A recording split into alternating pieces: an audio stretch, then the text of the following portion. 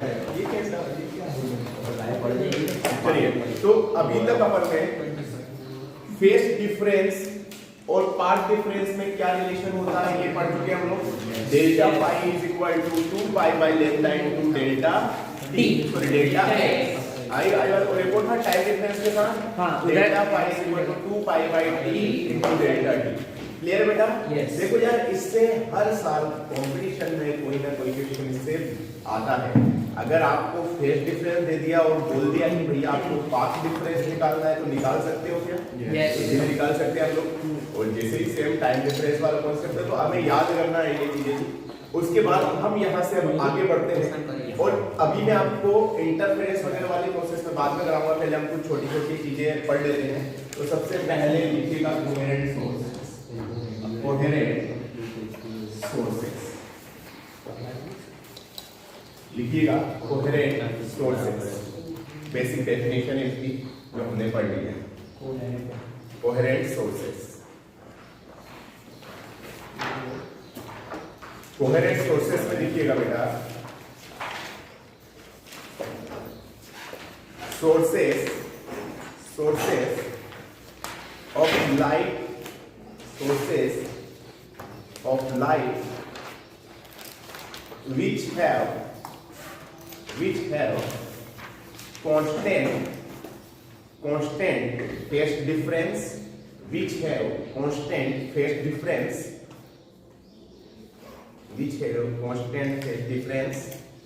and same angular frequencies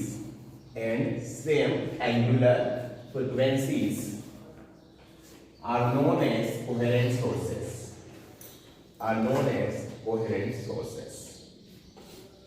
Means जिनका phase difference हो delta पाई, वो तो क्या रहे बेटा हमारा कोहेरेंट रहे। जैसे मान लो कि दो सोर्सेज है, मान लो पाई बाय 2 का फेस डिफरेंस है तो पाई बाय 2 रहेगा बेटा। अरे बात समझ में? मतलब जिनका कांस्टेंट और फेस डिफरेंस है और एंगुलर फ्रीक्वेंसी सेम रहे, मतलब omega 1 equal to omega 2, angular frequency जहां सेम रहे तो उन सोर्सेस को हम क्या बोलते हैं बेटा? Coherent sources. जैसे मान लीजिए S1 है और एक हमारा S2, ये दोनों सोर्सेस ये अगर एंगुलर फ्रीक्वेंसी सेम है, फेज डिफरेंस कांस्टेंट है तो इन्हीं को हम बोलेंगे coherent sources. Is that clear? Yes. तो क्या है ये कोहेरेंट सोर्स का? मैंने दो कंडीशन लिखा है। पहली क्या है कि हमारा फेज डिफरेंस क्या होना चाहिए? कांस्टेंट होना चाहिए। दूसरी कंडीशन क्या है भैया? एंगुलर फ्रीक्वेंसी क्या होनी चाहिए? इक्वल होगा। पढ़ा है हमने यार? मैंने एक वेव इक्वेशन लिखाई थी, आपको याद है? Yes sir. चलिए, तो ये चीज आपको नोट करना है। इसके बाद हम आगे बढ़ेंगे। हाइगन्स प्रिंसिपल, ये काफी इंपॉर्टेंट है, हर चीज को ध्यान में रखिएगा क्योंकि यहाँ पर जो भी एक आपका एक डाउट सोल्व हो जाएगा ये पढ़ने के बाद। हाइगन्स प्रिंसिपल में लिखिएगा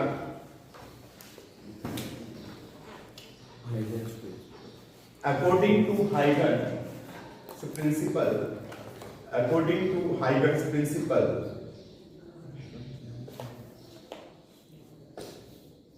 light is pure wave, light is pure wave.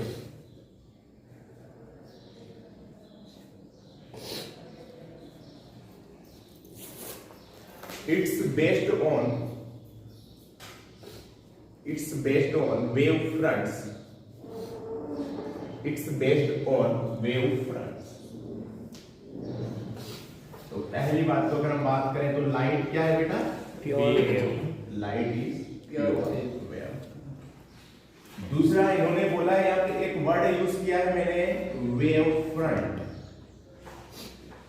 आ रही बात समझ में? अब देखो वेव फ्रंट क्या है एक्चुअल में। वेव फ्रंट की अगर मैं बात करूं तो ये एक टाइप का सरफेस है। क्या है बेटा? ये सरफेस। तो वेव फ्रंट की अब एक लाइन छोड़ के लिखिएगा वेव फ्रंट और उसके ऊपर डेफिनेशन लिखते क्या है वेव फ्रंट।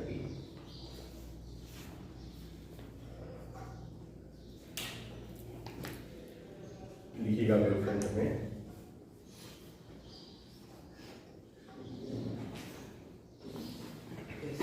लिखिएगा तो वेव फ्रंट में लिखिएगा बेटा surface which joins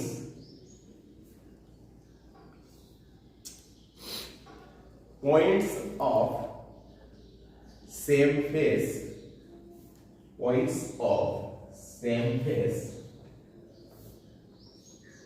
is known as wave front.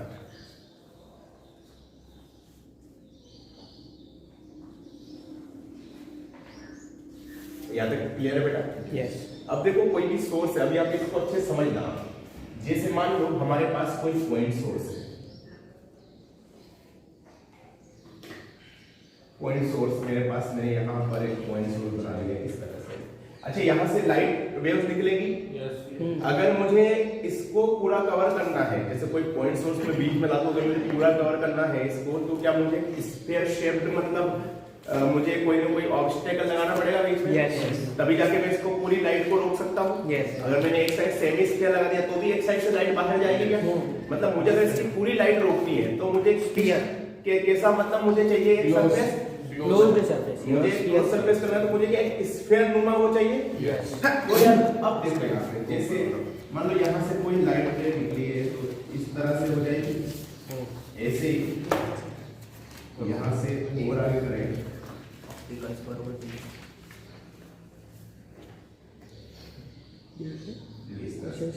और हमने यहाँ पर लाइट कर दिया, एक और यहाँ से लाइट कर दिया इस तरह से। अब देखो यहाँ पर ये पॉइंट ये क्या मैक्सिमम पर है, ये भी मैक्सिमम पर है, ये भी मैक्सिमम पर है और ये भी क्या है मैक्सिमम। अरे बस समझ में। अच्छा, इसको मैं जोड़ूंगा आपस में। अगर मैं यहाँ पे इसको आपस में मिलाऊं क्या मुझे स्फीयर वो मिलेगा पूरा। यस। क्योंकि ये सिर्फ इन्हीं डायरेक्शन में नहीं करती, बहुत सारे डायरेक्शन है ना, इनफाइनाइट नंबर ऑफ डायरेक्शन है इन वेव्स की। तो यहाँ पे हम ये सबके सेम फेस वाले पॉइंट्स को जोड़ूंगा। सेम फेस मतलब ये अगर मैक्सिमम पे है तो मैक्सिमम वालों को जोड़ूं तो क्या मुझे यहाँ पे स्फीयर नुमा एक सरफेस मिलेगा। yes. तो ये जो कहलाएगा, इसी को क्या बोलेंगे आप बताओ जरा? Wave front. आ रही बात समझ में? yes. इसको हम प्राइमरी सोर्स बोलते हैं। क्या बोलते हैं? Primary source. ये जो इसको हम बोलेंगे प्राइमरी सोर्स, मतलब जो इसको अच्छे से समझना बेटा, ये हो गया हमारा प्राइमरी सोर्स। क्लियर है यहाँ तक? आगे एक और पॉइंट लिखिएगा, अगला पॉइंट है एक इसी के बाद वेव फ्रंट के लिए सर डायग्राम नहीं, डायग्राम को बाद बनाइए। पहले एक पॉइंट लिखिएगा, पॉइंट में लिखिए, स्पेसिफिक पॉइंट है, लिखिएगा each point on wave front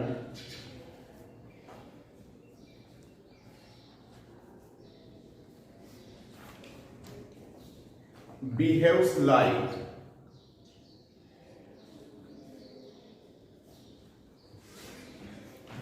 like sources, like source,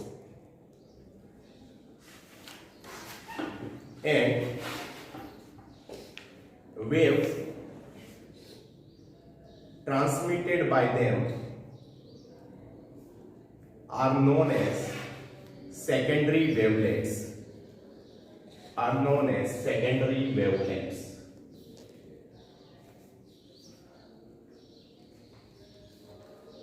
Are known as secondary wavelets. मतलब अब देखो यहाँ पर भी अगर इनके पॉइंट्स को मैं बात करूँ तो ये पॉइंट्स भी कैसा बिहेव करेगा? सेकेंडरी। मतलब ये भी एक टाइप का सोर्स है। अब इनसे भी कोई ना कोई वेव्स निकलेगी क्या? Yes sir. और इन वेव्स को क्या बोलेंगे? Secondary wave. इनके भी अगर हम पॉइंट्स को जो भी सेकेंडरी, जो यहाँ पे सेकेंडरी, ये तो प्राइमरी हो गया था अपना, ये क्या हो गया? सेकेंडरी सोर्स है ना, जो फर्स्ट वेव फ्रंट में और सेकेंडरी सोर्स है। तो अब यहाँ से इनसे निकलने वाले को हम बोलते हैं प्राइमरी सेकेंडरी वेवलेट्स।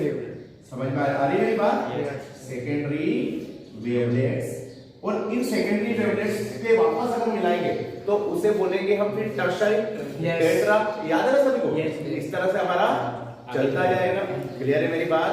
अच्छा, आपने देखा होगा कि जैसे मान लो यहाँ पे कोई बल्ब लगा है, यहाँ पे दीवार है और चाहे यहाँ पे दरवाजा लगा हो, वहाँ पे कोई परछाई हो बिल्कुल, वहाँ पे आपने देखा होगा थोड़ा थोड़ा उजाला रहता है। यस। अरे बात समझ में? मतलब थोड़ा थोड़ा उजाला रहता है। आपने मान लो कमरे में बल्ब लगा है तो चलो कहीं पे चाहे कम थोड़ा सा शेडो टाइप रहता है, लेकिन वहाँ पे थोड़ा थोड़ा तो उजाला रहता है। क्यों? उसका रीजन क्या होता है? यही सेकेंडरी वेवलेट्स। अरे बात समझ में? यहाँ पे बहुत सारे वेवफ्रंट्स बन रहे होंगे और उन वेव फ्रंट्स पे जो भी पॉइंट्स है वो कैसा बिहेव कर रहा है, सोर्स की तरह, तो वो भी तो अपनी वेवलेट्स निकाल रहे होंगे। तो इसी की वजह से कोई भी प्योर डार्क नहीं होता, अगर कहीं पर ऐसे परछाई भी गिर रही है तो वहां पे थोड़ा थोड़ा उजाला रहता है। यही वजह है कि पूरे कमरे में मतलब अगर आप एक बल्ब लगा दो तो सभी जगह मतलब रोशनी फैल जाती है। आ रही बात समझ में? उसका मेन रीजन क्या है, ये वेवलेट्स। बात समझ में आ गई? तो वापस रिवर्स जाओ। वेव फ्रंट क्या है, वो सरफेस जो कि सेम फेस वाले पॉइंट्स को ज्वाइन करे उसे क्या कहते हैं, वेव फ्रंट। आ रही बात समझ में? उसके बाद अगर इन वेव फ्रंट्स पे हम सेम फेस होते हैं, ये तो हमारा वेव फ्रंट हो गया। वेव फ्रंट पर जो भी पॉइंट यहाँ पे एग्जिस्ट करते हैं वो क्या कहलाते हैं, हमारे सेकेंडरी सोर्स। जो फर्स्ट वेव फ्रंट है उस पे जो भी जितने भी पॉइंट्स एग्जिस्ट करते हैं क्या बोलते हैं, सेकेंडरी सोर्स। और सेकेंडरी सोर्स से निकलने वाली वेव्स को क्या बोलते हैं, सेकेंडरी वेवलेट्स। अब ऐसे सेकेंडरी वेवलेट्स पे जो भी पॉइंट है उनको मिलाएंगे तो यहाँ पे क्या हमारा एक टर्शरी बनेगा, है ना। टर्शरी सोर्स और टर्शरी से निकलने वाले वेवलेट्स को क्या बोलेंगे, टर्शरी वेवलेट्स। बात समझ में आ गई मेरी? तो ये वेव फ्रंट नाम की जो चीज है इसको आपने अच्छे समझ लिया कि एक्चुअल में होता क्या है, कि हम क्या करते हैं। अच्छा, मुझे पॉइंट सोर्स है तो मुझे उससे हमारा बनने वाला जो है वो कैसा बनेगा, नहीं सॉरी मतलब सरफेस कैसा बनेगा, तो ये मैं वेव फ्रंट का ये इतना सा ऊपर का हटा दे रहा हूँ। ये तो आप लिख चुके हैं ना। जैसे अगर मान लो हम यहाँ पे, चलिए इसको पहले नोट कीजिए फिर हम लिस्ट बनाएंगे, तो कीजिएगा। चलिए तो अब देखो यार, मतलब वेव फ्रंट का जो शेप होता है वो सोर्स के शेप पे डिपेंड करता है। बात समझ में आ रही है? जैसे मान लो कि मेरा यहाँ पर पहले वाला अगर ये पॉइंट सोर्स है, क्लियर होगा, पॉइंट सोर्स है तो यहाँ पे अगर पॉइंट सोर्स है इस तरह का होगा बेटा, तो इससे जो वेव फ्रंट्स बनेंगे वो कैसे, स्फीयरिकल वाले बनेंगे। तो इससे बनने वाले वेव फ्रंट्स कैसे होंगे बताओ जरा, स्फीयरिकल। क्लियर है? अगर इसको हम यहाँ पे समझे तो अगर ये पॉइंट सोर्स है तो इसके आसपास हम इस तरह डिजाइन करें, तो इसको क्योंकि मुझे पूरा रोकना है, इसको इससे आने वाली लाइट को मैं पूरा रोकूं तो वो कैसे मुझे स्फीयरिकल शेप में मुझे चाहिए क्या, है ना। कोई पॉइंट सोर्स आप ले आओ कि कोई छोटा सा बल्ब लेके जाओ, उसको पूरा कवर करना है तो मुझे क्या स्क्वायर शेप में मुझे कोई भी स्ट्रक्चर चाहिएगा, तभी जाकर मैं सारी लाइट को रोक पाऊंगा।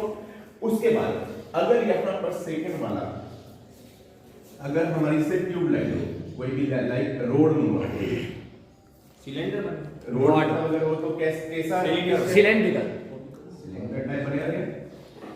जैसे मान लो कि ये ट्यूबलाइट है ना, ट्यूबलाइट को हम मतलब दोनों साइड से रोक दो, तो यहाँ पे जो हमारा स्ट्रक्चर बनेगा वो कैसा, इस तरह का बनेगा क्या? Yes.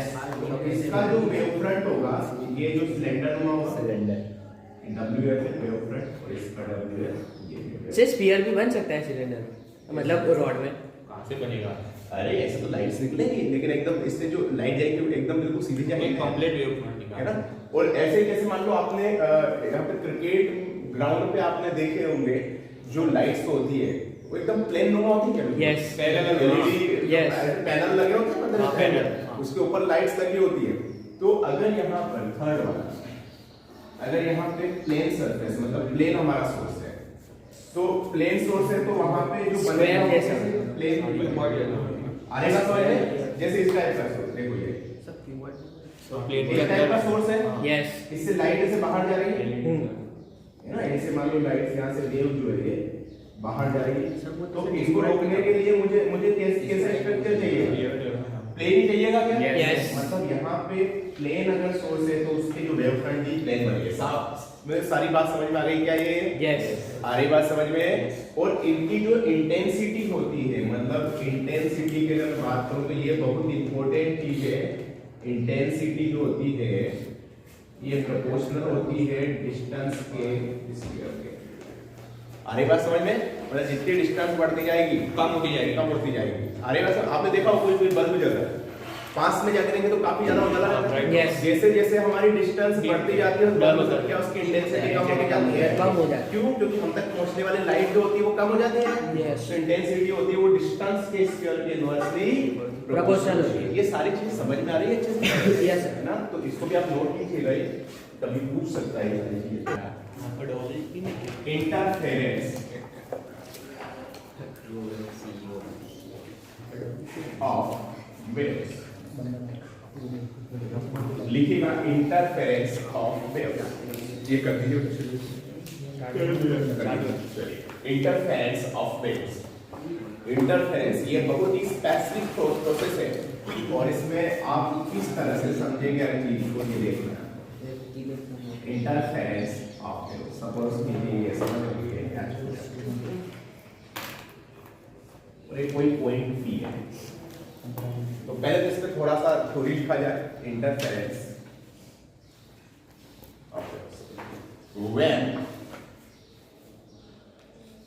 when waves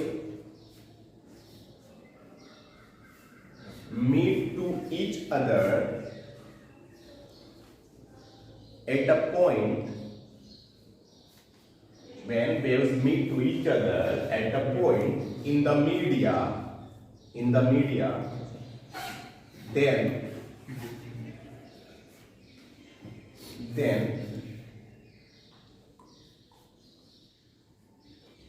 due to superposition,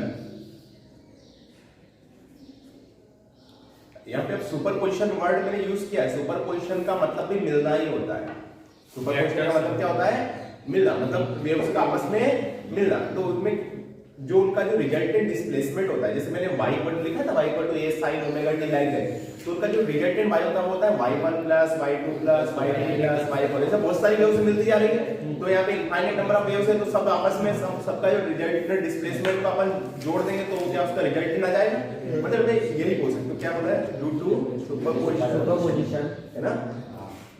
due to superposition लिखिएगा, due to superposition at some points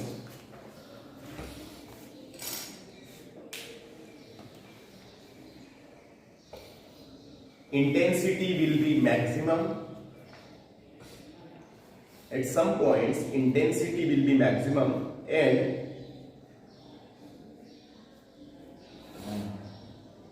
at some points intensity will be minimum, at some points intensity will be minimum. Means यहाँ पर कुछ पॉइंट्स पर तो यहाँ पर intensity minimum होती है, मतलब थोड़ा डार्क होता है, and at some point intensity will be maximum. अब देखो यार क्या बोला मैंने कि जब यहाँ पर कहाँ तक लिखा बेटा? At some point intensity will be maximum and at some point intensity will be minimum. This phenomena is known as interference of light waves, interference of light waves। Interference का मतलब होता है इंटरफेयर करना। जैसे आपने देखा होगा कि आपका, मान लो सपोज कीजिए आपका घर जो है वो एयरपोर्ट के पास में, और जब आपके घर पे टीवी चल रही हो और ऊपर से कोई एरोप्लेन ऐसे अपने घर के ऊपर से निकल के जा रही है, तो जो आपने जो टीवी पे जो वेव्स है, जो अपने टीवी में भी जो डिश पे जहाँ पे वेव्स आ रहे हैं तभी तो हमें सिग्नल मिल रहे हैं और हम यहाँ पे टीवी देख पा रहे हैं कि ये वाला न्यूज चैनल चल रहा है। अब जो वो एरोप्लेन से जो वेव निकलती है, एरोप्लेन जब जाती है तो वो वेव उसको डिस्ट्रैक्ट करती है, जिसमें से आप देखना अपनी टीवी में से धारी आने लग जाती है। ऐसे अगर आप किसी मोबाइल फोन को रखो, आपने मतलब वहां पे रखा है आपके टीवी के पास में, और मान लो कि आपको किसने कॉल किया, तब भी आपके थोड़े से सर की आवाज आएगी टीवी में, देखना आप ऐसा करके ज्यादा हवा चले है ना। मोबाइल अगर आपका फोन रखा है और जैसे कोई किसी का कॉल आ रहा है तो आपका टीवी पहले बता देगा कि हाँ किसी का कॉल आने वाला है। क्यों? क्योंकि उसमें इंटरफेरेंस हो रहा है, जो वेव्स आ रही है उससे इंटरफेयर कर रही है इस वजह से। तो यार ये सीधी सी बात है कि जब भी कोई लाइट वेव्स आपस में मिलती है किसी मीडियम में, तो कुछ पॉइंट्स पर तो मैक्सिमम इंटेंसिटी फाउंड होती है और कुछ पॉइंट्स पर हमें मिनिमम इंटेंसिटी फाउंड होती है। तो एक बात बताओ, जहां पे ये वाली है, यहाँ पे तो आई हमारा क्या मैक्सिमम मिल रहा है और यहाँ पे क्या मिल रहा है? आई यहाँ पे हमारा मिनिमम। तो यार यहाँ से क्या एनर्जी तो कभी ना तो हम इसे क्रिएट कर सकते हो ना इसे डिस्ट्रॉय कर सकते हो। एनर्जी जहाँ पे मिनिमम है वहां से कहां को शिफ्ट हो गई है? मैक्सिमम बात है। आ रही बात समझ में?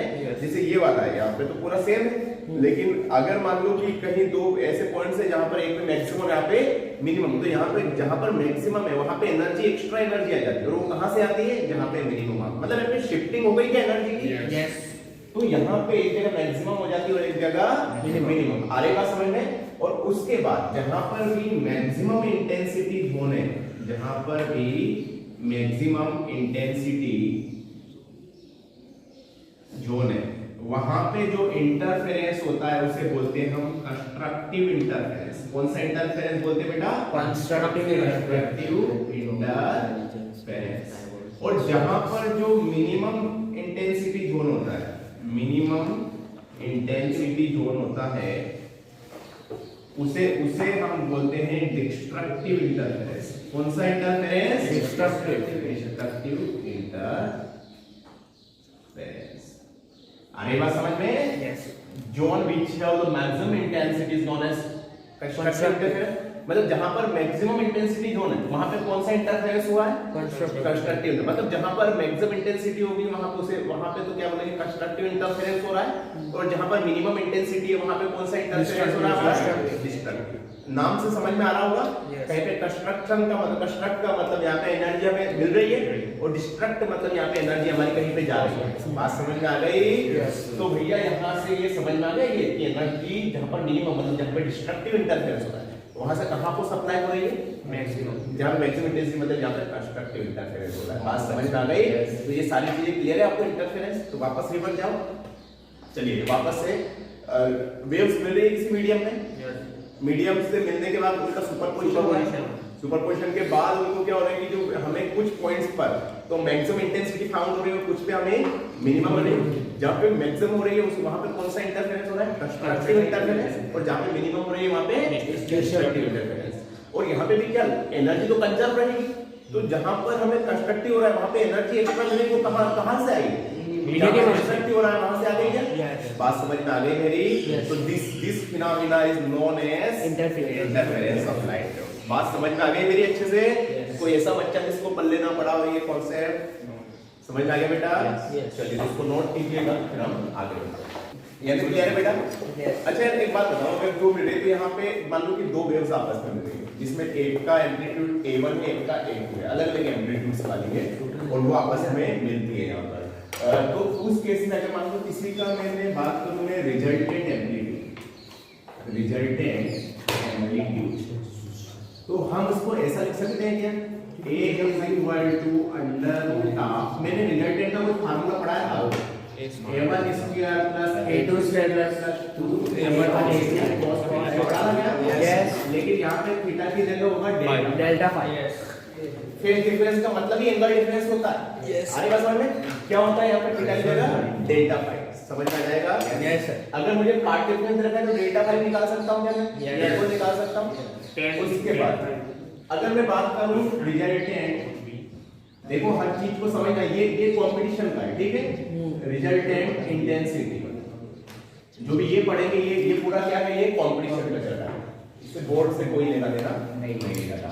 तो रिजल्टेंट इंटेंसिटी, अच्छा यहाँ पे इंटेंसिटी होता है ना बेटा, याद रखिए इंटेंसिटी जो होता है वो प्रोपोर्शनल होता है ए स्क्वायर के, मतलब एम्पलीट्यूड के स्क्वायर के क्या होता है? वो प्रोपोर्शनल होता है। याद रखिएगा ये intensity is always proportional to the square of the amplitude.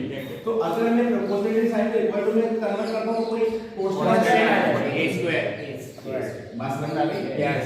अच्छा इधर भी मैं स्क्वायर कर दूं तो ये a स्क्वायर हो जाएगा क्या? Yes. a1 square under root से स्क्वायर कैंसिल हो जाएगा 2a1 a2 cos थीटा। ये पल्ले पड़ेगा क्या यहाँ पर? यस। कोई मसला किसी को? No sir. तो यहाँ पे a स्क्वायर को अगर मैं k i यहाँ पे सब में से k तो कॉमन आ जाएगा, तो k से k तो क्या आ जाएगा? कैंसिल हो जाएगा। यहाँ पे i लिखूं, ये i1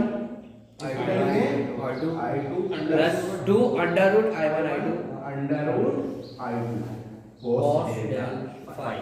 तो ये जो है रिजल्ट है। बात समझ में आ गई? ये आसान है बेटा।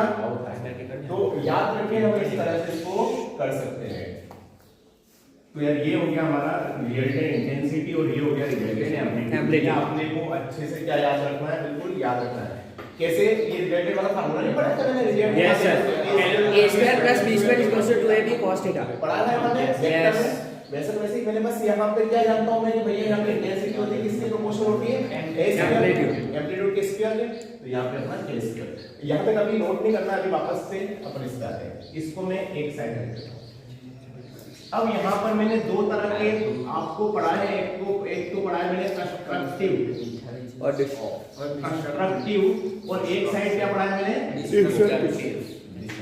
ये बेटा दोनों साइड बोर्ड, इधर का बोर्ड भी आ रहा है? Yes yes. Constructive and destructive. अच्छे से समझना है, ठीक है। कंस्ट्रक्टिव का मतलब होता है भैया कि जो हमारा जो कोस डेल्टा फाई की जो वैल्यू होती है, आप समझते हो कोस डेल्टा फाई की जो वैल्यू होती है इन बिटवीन -1 से +1 होती है। क्या होती है बेटा? -1 से +1। मतलब ना तो -1 से छोटी होगी और ना ही +1 से बड़ी होगी। आ रही बात समझ में?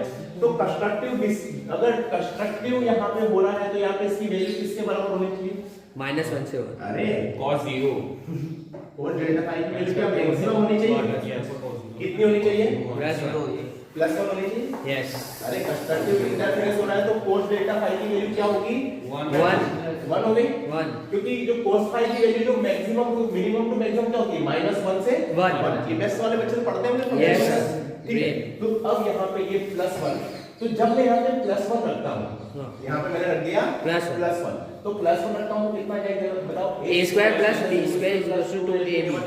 तो a प्लस b का whole square, a plus b का whole square. a plus b का होल स्क्वायर। अरे a Yes. Plus b plus b पढ़ा है हमने, तो इसको मैं ऐसा लिख सकता हूँ कि a1 प्लस a2 का होल स्क्वायर। यस। नहीं आएगा ये बात समझ में? Yes. a1 प्लस a2 का होल स्क्वायर, स्क्वायर से अंडर रूट गायब। यस। तो यहाँ पे अपना जो a जो आएगा वो a is equal to a1 plus a2। a1 plus नहीं आया हुआ है। आगे से Yes. यहाँ पे cos डेल्टा फाई के लिए क्या रख दिया? 1 रख दिया। 1 रख दिया। ये 1 रख दिया तो a1 square plus a2 square plus 2a1 a2, इसको अपन a1 प्लस a2 का होल स्क्वायर लिख सकते हैं। Yes. स्क्वायर से अंडर रूट गायब तो क्या बच गया? a प्लस 1 a प्लस ऐसे यहाँ पर आधा शांति cos डेल्टा फाई की जो वैल्यू होगी यहाँ पे -1 होगी। -1। यस। और अगर ये -1 है तो यहाँ पे -1 रख के लिखें। a square minus 2ab plus तो यहाँ पे -1 रखें तो ये माइनस आ Minus जाएगा। 2. Yes, sir. a1 square plus a2 square -2ab तो a minus b, a minus b का whole square. a1 minus a2 का होल स्क्वायर हो जाएगा। स्क्वायर से अंडर रूट गया तो यहाँ से a मिनिमम जो आएगा वो आएगा a1 माइनस a2 मॉड में। ये मैंने मोड क्यों लगाया? मोड लगा दिया सर क्योंकि मैग्नीट्यूड कभी बड़े बड़े बड़े यस। आने बात समझ में? चलिए बहुत बढ़िया।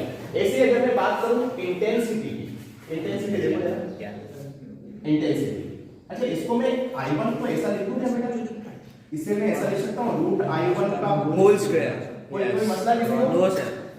ऐसे i2 को कैसे लिख सकते हैं? रूट i2 का whole square plus 2 root i1 root i2 cos cos delta. किसी को कोई मसला है यहाँ No, पर? sir. रूट और स्क्वायर को ओपन करेंगे तो मॉड्यूलस Yes, exactly. अब देखो यहाँ पे क्या क्या सीन होगा। अगर मान लो cos फाई को अपन यहाँ पे 1 रखा, पहले कंस्ट्रक्टिव में क्या रखना है? cos फाई को 1 रखना। अगर मैंने यहाँ पे 1 रखा तो i1 रूट i1 का स्क्वायर प्लस रूट i2 का square plus 2 root i1 i2 root i1 plus root i2 whole square. Yes sir. तो यार i यहाँ पे जो मैक्सिमम होगा अपन उसको लिख सकते हैं root i1 plus root i2 का होल स्क्वायर। पल्ले बढ़ गई मेरी बात? Yes sir. समझ में आ गया बेटा? और यहाँ पे अगर इसको मैं -1 रखूं तो root i1 minus root i2 का होल स्क्वायर। बहुत बढ़िया। तो यहाँ पे i जो मिनिमम हो जाएगा वो आ जाएगा हमारा root i1 minus root i2 का। कोई मसला यहाँ पे किसी को? यहाँ तक का सीन क्लियर है? Yes sir. अब देखो जरा अभी और बाकी थोड़ा सा ये कि अच्छा cos डेल्टा फाई की वैल्यू +1 कब होती है? जब डेल्टा फाई की वैल्यू 0 हो, 2 पाई हो, 4 पाई हो, 6 पाई हो, एंड पाई 12 पाई मतलब कभी भी अगर इवन पाई हो Yes. उस केस में cos डेल्टा यहाँ पे तो मैं इवन पाई रख दूं, मतलब कुछ भी रख दूं मैं 2 पाई 4 पाई 6 पाई 8 पाई लाइक या 12 Yes. 12 पाई का मतलब भी इवन ही होता है। Yes. n की वैल्यू कुछ भी रखो आप 1 2 3 कुछ भी ये Yes. इवन ही आएगा क्या? तो अगर मैं यहाँ पे ऐसी वैल्यू डेल्टा पाई की वैल्यू अगर मैं 2n पाई मतलब कोई इवन पाई रखता हूँ तो आंसर क्या आएगा? 1। तो यहाँ से अपन इसका एक सिंगल वैल्यू ले लेते हैं जो सबको यहाँ पे वेरीफाई करता है। क्या 2n पाई। 2n पाई। बात समझ में आ गई? अच्छा। अगर यहाँ पे डेल्टा मतलब फेज डिफरेंस हमारा हो गया वो 2n पाई आएगा Yes. तो उस केस में कौन सा इंटरफेरेंस होगा? कंस्ट्रक्टिव। अरे बात समझ में? Yes, अच्छा अगर मैं पार्ट डिफरेंस निकाल सकता हूँ, देखो बताओ कैसे? मुझे पार्ट डिफरेंस का कोई फार्मूला बताया हो। Delta phi is equal to 2 pi by क्या था यार? लैम्डा ऐसे कुछ था क्या ये? Yes. तो डेल्टा फाई की वैल्यू कितना रखने हैं? 2n पाई। 2n पाई रखने क्या है? Yes. 2 pi by lambda delta 2 पाई से 2 पाई कैंसिल। 2 पाई से 2 पाई कैंसिल। लैम्डा ले जाऊं मैं? Yes. n लैम्डा हो गया क्या ये? यस। मतलब दो वेव्स का अगर पाथ डिफरेंस है वो n लेम्डा के इक्वल है तो कौन सा यहाँ पे कंस्ट्रक्टिव लेम्डा क्या है यहाँ पे वेवलेंथ बेटा यस है। मतलब हमने यहाँ से निकाला है, मैंने अपने से कुछ नहीं किया, मैंने यहाँ से सारी चीजें निकाली कि अगर मान लो कि किसी भी दो वेव्स आ रही है आपस में, उन दोनों के बीच का अगर पाथ डिफरेंस मतलब समझते हो, एक बंदा वडोदरा से आ रहा है, एक बंदा मतलब कहीं पास अहमदाबाद से आ रहा है, और दोनों बंदों के बीच में पाथ डिफरेंस हो गया, दोनों कहीं ना कहीं आके मिल रहे हैं, दोनों के बीच का जो पाथ डिफरेंस है वो अगर वेवलेंथ के n टाइम्स मतलब वो इंटीजर टाइम, n यहाँ पे इंटीजर है 1 2 3 4 5 6 है एनीथिंग, तो उस केस में यहाँ पे क्या कौन सा इंटरफेरेंस हो रहा होगा यहाँ पे? यार क्लियर है बेटा? चलिए आप लोग यहाँ पे मुझे बताएंगे। यहाँ पे इवन होगा और होगा अरे और होगा यहाँ पे देखते हैं delta phi is equal phi क्या आता है क्या? यस पाई 3 पाई 5 पाई इसको मैं लिखता हूँ 2n - 1 into पाई। अब n की जगह 1 2 3 कुछ भी रख के देखो, यहाँ पे आंसर आएगा और बात समझ में आ गई बेटा? Yes, sir. चलिए बहुत बढ़िया। तो यहाँ से अगर मैं बात करूँ तो डेल्टा फाई इसकी मेन एक सिंगल वैल्यू ले लेते हैं जो सबको 2n वेरीफाई - करे 1 2n - 1 समझ में आ गया? Yes. चलिए यहाँ पर भी सेम फार्मूला अप्लाई करके देखूं मैं, डेल्टा Yes. फाई की जगह क्या रख दूं बताओ जरा? 2n - 1 बाकी सब ऐसा का वैसा ही वैसे ही डेल्टा है, पाई से पाई क्या हो गया? कैंसिल हो गया। डेल्टा बाय 2 चले जाओ तो यहाँ से डेल्टा x आ जाएगा हमारा 2n - 1 लैम्डा बाय 2। अब यहाँ पे देखो ऑड लैम्डा बाय 2, ये हाँ। 2 - 1 का मतलब है odd Odd. 1 3 5 anything like that. तो अगर किसी भी ऑड लैम्डा बाय 2 अगर पार्ट डिफरेंस हो तो उस केस में कौन सा डिस्ट्रक्टिव आएगा। तो आई थिंक सो कि ये आपको पूरा का सारा सीन समझ में आ गया होगा। Yes. कंस्ट्रक्टिव इंटरफेरेंस और डिस्ट्रक्टिव इंटरफेरेंस क्या होता है, ठीक है? Yes. अब इतना से को नोट कीजिए, फिर हम आगे बढ़ते हैं। चलो प्रैक्टिस टाइम बेटा, अच्छे समझना इसको। प्रैक्टिस टाइम मैं आपको कुछ क्वेश्चंस करवा रहा हूं। पहला क्वेश्चन लिखिएगा, first question, if intensity of two sources if intensity of two sources is I and 9, if intensity of two sources are I and 9, then find I max and I minimum, I maximum and I minimum। ये समझ लगे maximum intensity और minimum intensity, correct? अभी second question continue, ये question लिखना है। Next one is if ये समझ में, ये क्वेश्चन कर लिया, मैंने लिख दिया intensity of two sources I and 9, then find out the I max and I min। Clear? The next question बेटा, चलिए लिखिए, सेकंड में लिखिएगा इफ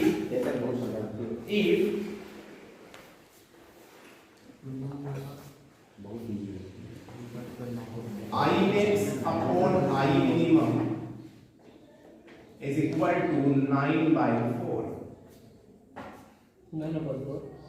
9 by 4, then ये काम करो, 9 by 4 की जगह इसको अपन 4 by 3 कर लेते हैं, ज़्यादा बेटर है।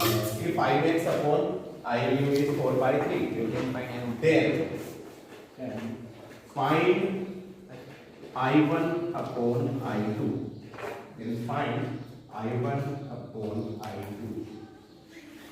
लास्ट थर्ड क्वेश्चन, बस इसके इर्द गिर्द घूमेगी सारी चीजें। If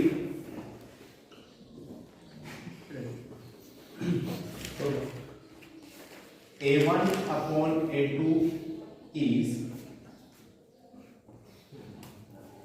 5 by 2, then find I max upon I minimum।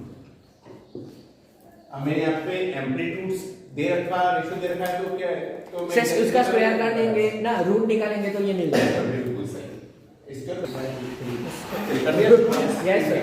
अभी पहला क्वेश्चन, पहला देखो बेटा, चुप रहो लाओ बेटा साइलेंट। देखो I1 और I2 यहाँ पे दे रखा है, तो आप लोगों को चाहिए I max और I मिनिमम। अच्छा सारे बच्चों को पता है यार कि I max का मतलब होता है under root I1 plus under root I2 का होल स्क्वायर। ऐसे कुछ होता है। यस। तो ये अंडर रूट I1 की जगह I रख दो यार, और यहाँ पे रख दो 9i whole square. Under root I तो अंडर रूट I रहेगा, प्लस 9 को बाहर लिया तो क्या 3 हो जाएगा, 3 रूट i। 3 root I। अच्छा 1 रूट I और 3 रूट I कितने root I? 4 root i। 4 root I का होल स्क्वायर। 4 का स्क्वायर 16 i। ऐसे कुछ हो गया। उसके बाद नेक्स्ट वन, अगर मैं सेकंड की बात करूं तो सेकंड यहाँ पे अपने को अगर मतलब I मिनिमम निकालना है, इसी का फर्स्ट टाइम सेकंड पार्ट, ये कितना हो जाएगा बेटा I1 माइनस ऐसे कुछ होगा क्या? Yes sir. मेरा एक की जगह रूट I रख दो माइनस 9i। जब 9i रखूंगा तो वापस मैं इसको डायरेक्ट ऐसा लिख रहा हूं बेटा। Yes sir. साइन को बाहर करके minus 2i। Minus 2i yes root I yes, उसका स्क्वायर तो 4i हो जाएगा। ऐसे ही आया क्या? Yes sir. I maximum 16i और I मिनिमम 4i। सेकंड वाला क्वेश्चन बोल रहा है कि I max upon I minimum जो है वो 4/3 देता है। ये थोड़ा सा कॉम्प्लेक्स नहीं बोल सकते इसको, पर थोड़ा सा रूल वगैरह में आएगा और कुछ 4/3 ऐसे कुछ होता है। Yes। अब लोग निकालना I1/I2। अब देखो अगर मैं बात करूं I मैक्स को, मैं ऐसा लिख सकता हूं क्या बेटा, इसको root I1 plus root I2 का whole square upon root i1 minus root i2 का होल स्क्वायर 4/3। देखो लोगों ने यहाँ पे स्क्वायर के स्क्वायर नहीं करना है, यहाँ पे क्या लेना अंडर रूट। स्क्वायर तो अंडर रूट अगर ले लेता हूँ तो स्क्वायर से अंडर रूट गायब हो जाएगा क्या? Yes sir. पता अंडर रूट से स्क्वायर गायब हो जाएगा। Take root both side. तो जब मैं दोनों साइड रूट लेता हूँ तो चलिए यहाँ पे अगर मैं पूरा रूट लेता हूँ तो रूट से स्क्वायर गायब, तो ऊपर क्या बचा यहाँ पे root I1 plus root i2 upon root i1 minus root i2। ऐसे कुछ बचा क्या बेटा? यस 2/3। हाँ वही 2/3। Yes sir. क्लियर है यहाँ तक? उसके बाद यहाँ पे बचा अपना root I1 plus root I2 divided by root I1 minus root i2। इसको आप इधर करके ले जाएंगे, क्रॉस मल्टीप्लाई करके। क्रॉस मल्टीप्लाई करके रूट I1 को एक साइड ले लेंगे, रूट I2 को एक साइड ले लेंगे, और फिर अपन में आंसर निकाल लोगे क्या यहाँ से? यस आ गया, तो आंसर आ गया यार यहाँ पे। चाहे तो आप कि मैं कराऊं मल्टीप्लाई कर लोगे, कराना है जल्दी करा लेते हो बेटा। मेरा सेकंड सिर्फ से सवाल इसको मैं दो तरीके से सोल्व कर सकते हैं यहाँ पे। चलिए ऐसे कर लेते हैं। रूट 3 का इधर ले जाएंगे तो root 3 root I1 plus root 3 root I। इधर ये कितना हो जाएगा बेटा? 2 root i1 2 root I1 minus ऐसे कुछ हो जाएगा।